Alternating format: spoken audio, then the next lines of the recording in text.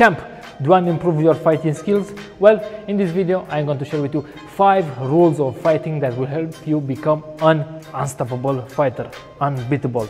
But before we start, don't forget to subscribe to this channel because it will help this channel grow a lot. And now, let's get it on.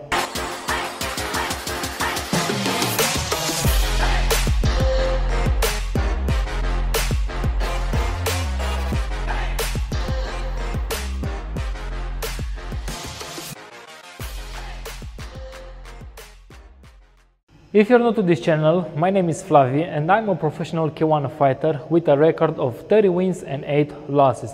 And for the past 2 years, I'm head coach at the Samurai team here in Romania, the Kickboxing Academy. And the rules that I'm going to share with you in this video, I teach my students to help them become stronger, unbeatable fighters. So let's start with the first rule. First and most important rule, never go back in a straight line.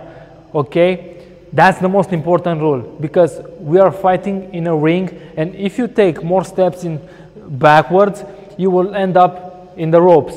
It's good fighting on the ropes, but you're giving more confidence to your opponent that he can control you. No, you have to move side to side when you're fighting because you will get him confused. Because one time you're here in his left side, one time in his right side.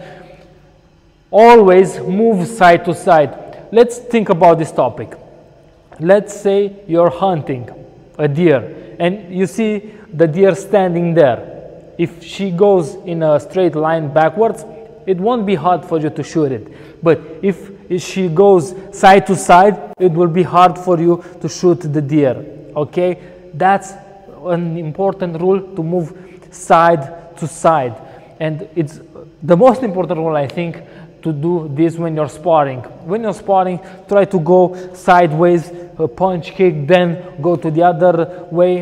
If you go backwards, go no more than 2 or even 3 steps. Go 2 or 3 steps backwards, then move to the side and punch. But you have to be engaging all the time, okay? And that's the rule number 2. Never set long enough for your opponent to start thinking about what to do. Yes, if you're not engaging constantly with your opponent, he will start thinking and come up with ideas, and you don't want that. You don't want your opponent to come up with ideas. You want to keep him engaged. You want to keep him occupied. Throw a jab, a kick, a knee, a tip.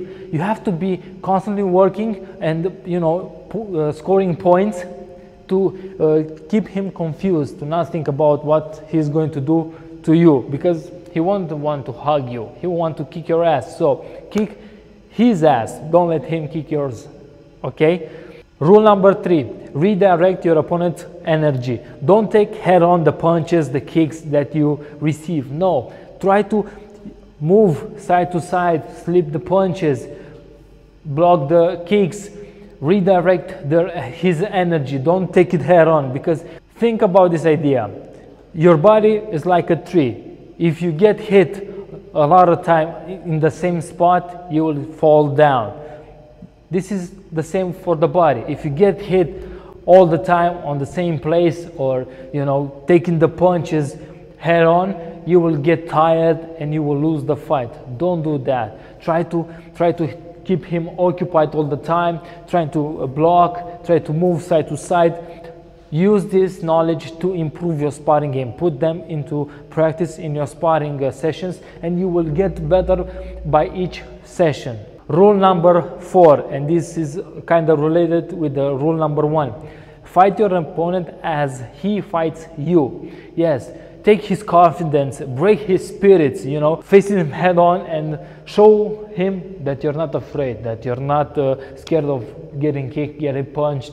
When you move backwards, as I said in the rule number 1, when you move backwards a lot, you will give him confidence that he can dominate you. No, you have to stand there and you have to show that you're stronger mentally than him, that you have a strong spirit, that you're prepared, that you trained hard, that you've been fighting for a long time. You have to fight him as he wants to fight you, with confidence, because everyone gets in the ring with confidence that he can win, that he is the greatest. But use that in your advantage. Show him that you're better than him. Rule number 5, place your opponent where you want him to be. Test his reaction, see what his habits are, you know. Try to place your opponent in the ring where you want him to be, where are your stronger points. But you have to test him constantly. Throw a fake jab, fake kicks, tips, try to mimic, okay? Don't just stand there and, you know, fight like a robot. No, you have to be slick. You have to be, you know, like a lion hunting. You have to see what habits he has, but in this time you have to be almost all the time, you know, punching, kicking. You have to have him occupied all the time, because then he will have time to think about what to do. No, but in the same time, test him, watch him. You have to be like a lion when he's hunting. You have to be hungry to kill him, okay? But you're not throwing yourself head on, okay? You have to be constantly learning about him, his habits, what's his stronger points, where is his weaknesses. You have to be learning constantly during the fight. You have to do this all the time.